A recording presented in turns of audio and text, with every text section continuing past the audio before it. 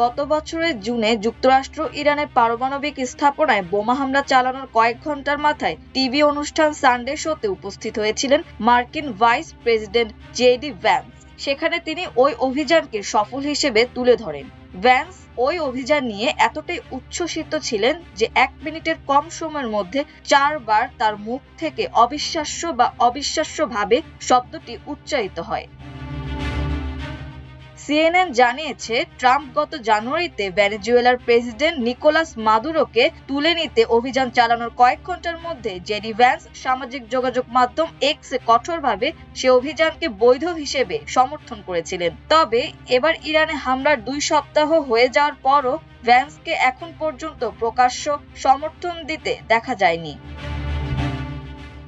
CNN এর খবরে বলা হয়েছে, গত শুক্রবার নর্থ ক্যারোলাইনায় এক সংবাদকর্মী ভ্যান্সের কাছে জানতে চায় তিনি ট্রাম্পকে যুদ্ধের শুরুর দিকে এবং খুব সম্প্রতি কি পরামর্শ দিয়েছেন। ভ্যান্সের উত্তরটি ছিল দীর্ঘ, তবে যুদ্ধ সম্পর্কে নিজের ব্যক্তিগত মত প্রকাশ তিনি এড়িয়ে যান।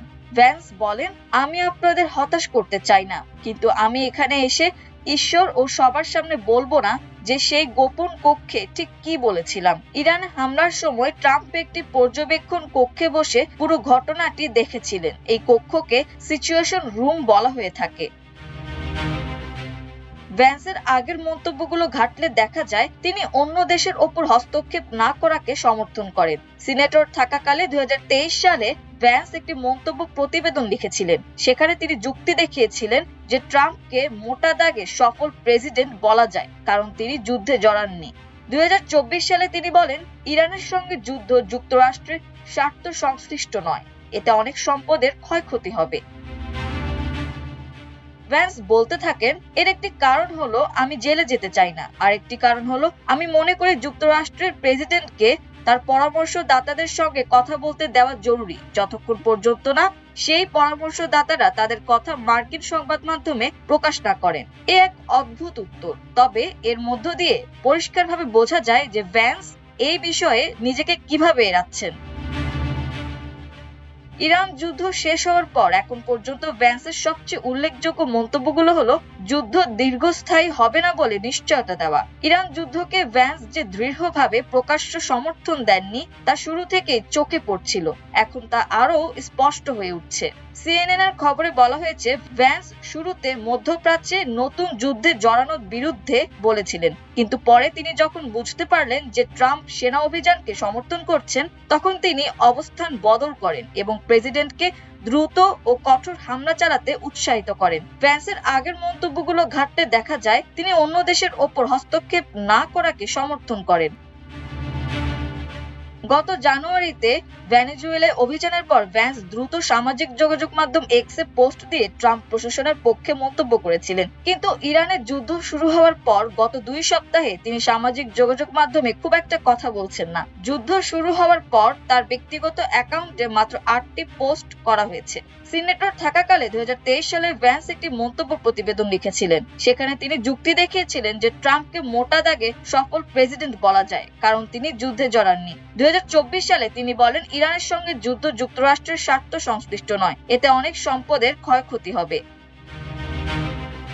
2020 সালে ট্রাম্প যখন এক ইরানি কমান্ডারকে হত্যার আদেশ দেন তখনও যুদ্ধের বিষয়ে সতর্ক করেছিলেন ভ্যান্স। এছাড়া গত বছর সিগন্যাল গেট নামে আলোচিত ব্যক্তিগত বার্তাগুলোতে দেখা গেছে তিনি ইয়েমেনের হুতি বিদ্রোহীদের বিরুদ্ধে হামলার বিষয়ে অনীহ ছিলেন। কিন্তু ভ্যান্স এখন ট্রাম্পের ভাইস প্রেসিডেন্ট। ট্রাম্প সাধারণত চান ভাইস প্রেসিডেন্ট সহ চারপাশের মানুষেরা তার প্রতি সম্পূর্ণ আনুগত্য দেখাক। এমন অবস্থায় ভ্যান্সকে প্রকাশ্যে মন্তব্য থেকে বিরত থাকতে দেখা গেছে। সিএনএন এর খবরে বলা হয়েছে, ট্রাম্প প্রশাসনের সমালোচকরা এটিকে রাজনীতির খেলা হিসেবে দেখবেন। তারা বলবেন, ভ্যান্স 2028 সালের প্রেসিডেন্ট নির্বাচনের জন্য নিজেকে নিরাপদ রাখার চেষ্টা করছেন, তবে তার এই দূরত্ব বজায় রাখার আচরণ রাজনৈতিকভাবে অসুবিধা তৈরি করতে পারে। গত জানুয়ারিতে ভেনেজুয়েলার অভিযানের পর ভ্যান্স দ্রুত সামাজিক যোগাযোগ মাধ্যম এক্সে পোস্ট দিয়ে ট্রাম্প প্রশাসনের পক্ষে মন্তব্য করেছিলেন, কিন্তু ইরানের যুদ্ধ শুরু হওয়ার পর গত 2 সপ্তাহে তিনি সামাজিক যোগাযোগ মাধ্যমে খুব একটা কথা বলছেন না। যুদ্ধ শুরু হওয়ার পর তার ব্যক্তিগত অ্যাকাউন্টে মাত্র 8টি পোস্ট করা হয়েছে। তবে উল্লেখজনক বিষয় হলো ভ্যান্স সাম্প্রতিক মাসগুলোতে অর্থাৎ যুদ্ধ শুরুর আগে থেকে সামাজিক যোগাযোগ মাধ্যমে ব্যবহার কম করছেন। জেডি ভ্যান্সের ব্যক্তিগত ও সরকারি অ্যাকাউন্টে করা পোস্টগুলোর মধ্যে কিছু ইরান সংক্রান্ত ছিল। এগুলো ছিল মূলত নিহত সেনাদের খবর বা ট্রাম্পের মন্তব্য শেয়ার করা সংক্রান্ত পোস্ট। তিনি ইরান সম্পর্কে ফক্স নিউজকে দেওয়া একটি সাক্ষাৎকারও পোস্ট করেছেন। তবে 2 মার্চের ওই সাক্ষাৎকারের বিষয়বস্তু ইরান হলেও ভ্যান্স মূলত যুদ্ধ সম্পর্কে নিজের ব্যক্তিগত মতামত এড়িয়ে গেছেন। ভ্যান্স বারবার ট্রাম্প কি ভাবছেন বা কি করছেন সেটাই বলেছেন। যেমন প্রেসিডেন্ট দেখছেন, প্রেসিডেন্ট সিদ্ধান্ত নিয়েছেন, প্রেসিডেন্ট নিশ্চিত হতে চেয়েছেন, প্রেসিডেন্ট খুব স্পষ্ট, প্রেসিডেন্ট শুধু চাইছেন, এমন সব কথা।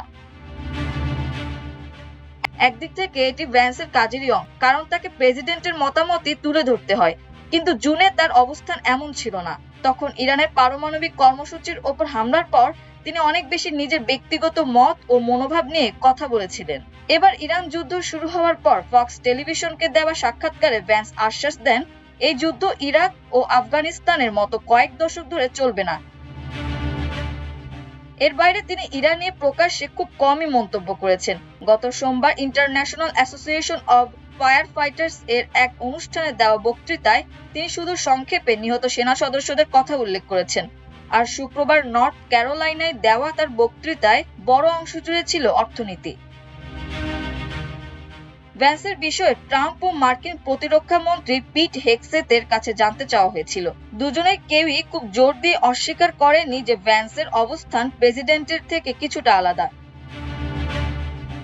গত সোমবার ট্রাম্পকে জিজ্ঞেস করা হয় তার সঙ্গে ভ্যান্সের কোনো মতভেদ আছে কিনা। তিনি উত্তর দেন, আমি তেমনটা মনে করি না, না, আমাদের মধ্যে এ বিষয়ে বেশ ভালো বোঝাপড়া আছে। কিন্তু এরপর তিনি ইঙ্গিত দেন যে কিছুটা পার্থক্য আছে। ট্রাম্প বলেন, আমি বলবো চিন্তা ভাবনার জায়গা থেকে তিনি আমার থেকে একটু ভিন্ন। আমি মনে করি তিনি হয়তো এই যুদ্ধে অংশগ্রহণের ব্যাপারে কম উৎসাহী ছিলেন, কিন্তু মোটেও অনিচ্ছুক ছিলেন না। শুক্রবার হেগসেথের কাছে জানতে চাওয়া হয়েছিল ভ্যান্স ও ট্রাম্পের মধ্যে কোনো বিভাজন আছে কিনা। তিনি সরাসরি উত্তর এড়িয়ে গেছেন। হেগসেথ বলেন, প্রেসিডেন্ট ও পররাষ্ট্র মন্ত্রীর পাশাপাশি ভাইস প্রেসিডেন্ট এই দলের একজন অসাধারণ সদস্য ও নেতা। এই দল ট্রাম্পকে বিভিন্ন বিকল্প প্রস্তাব করে। হেগসেথের দাবি, ভ্যান্স এ দলের একটি গুরুত্বপূর্ণ কণ্ঠস্বর হিসেবে কাজ করেন। দর্শনগত বা রাজনৈতিক যে কোনো কারণেই হোক না কেন, ভ্যান্স এখন পর্যন্ত তার সঙ্গে ট্রাম্পের মতবিরোধের গুঞ্জন সম্পর্কে সাংবাদিকদের কিছুই বলেননি। এতে বোঝা যায় তিনি বিষয়টিকে পুরোপুরি সমর্থন করছেন। ট্রাম্প প্রশাসনও তাকে দূরে থাকার সুযোগ দিচ্ছে। কিন্তু দেখতে হবে যুদ্ধ দীর্ঘায়িত হওয়ার সঙ্গে সঙ্গে এই অবস্থান কতদিন ধরে রাখতে পারেন তিনি। মাল্টিমিডিয়া ডেস্ক, আমার দেশ।